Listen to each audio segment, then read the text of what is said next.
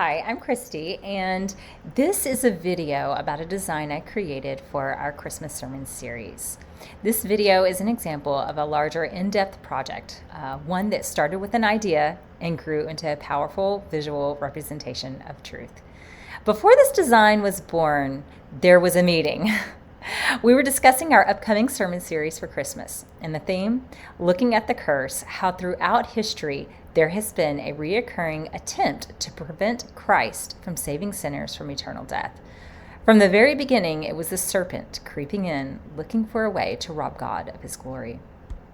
So how did this conversation and this meeting turn into a graphic? Well, for me, the ideation process is more than brainstorming in a meeting. It's about processing ideas, meditating on scripture, finding meaningful connections. When working on projects like this, I take time to think, I take time to journal, and to sketch. In the case of this graphic, as I process the idea of the curse being the root cause of our need for Christ and the serpent that tempted Eve, a movie came to mind, The Grinch Who Stole Christmas. And I saw this as a perfect opportunity to play off of that familiar cultural idea.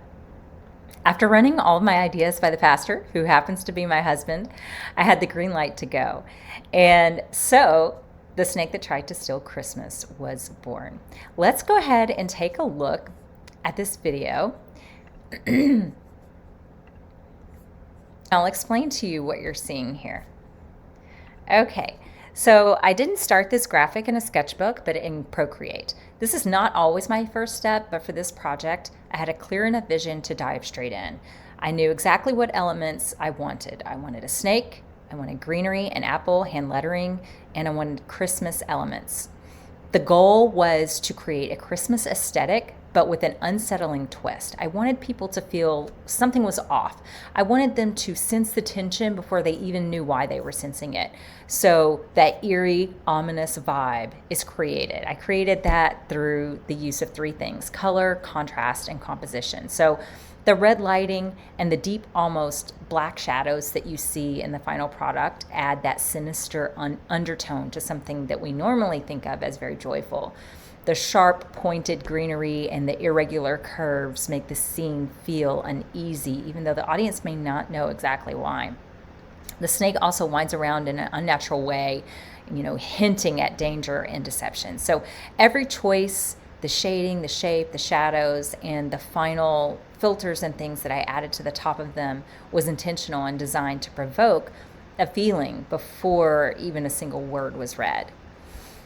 I had the luxury of time for this project. Time is often something that people who are looking for a designer ask about. This project took about 15 hours, at least 15 hours, if not more. Ministry had slowed down in my life. Home life was quieter, and I was able to do that. And honestly, it was a joy.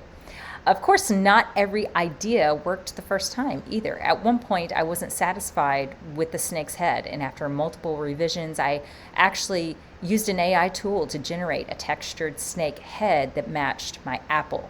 I pulled that into Procreate, I refined it, and I made a seamless match to match the apple that I designed. These are the types of fine edits that go into a big or larger design, and it makes your design truly feel alive. A larger project really requires a lot of attention to detail, and that allows an artist to evoke emotion and to make people stop and think and take notice of what they're looking at. And they did.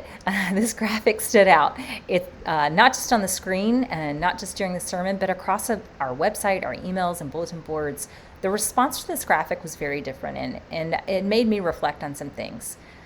The projects that resonate most, like this one, my Romans graphic, my Hebrew study, or the identity code, and these are 4 recent projects I've completed in the past year, they all share one thing in common, and that is depth and intentionality.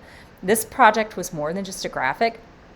It was a visual storytelling piece, and it was shaped by scripture. It was refined with artistry, and it was created to draw people deeper into the truth and to think about these things. And that is what I really love most about designing, and especially designing for a church. So now that you know a little bit of the backstory, you have to go listen to my husband's sermon series, The Snake That Tried to Steal Christmas.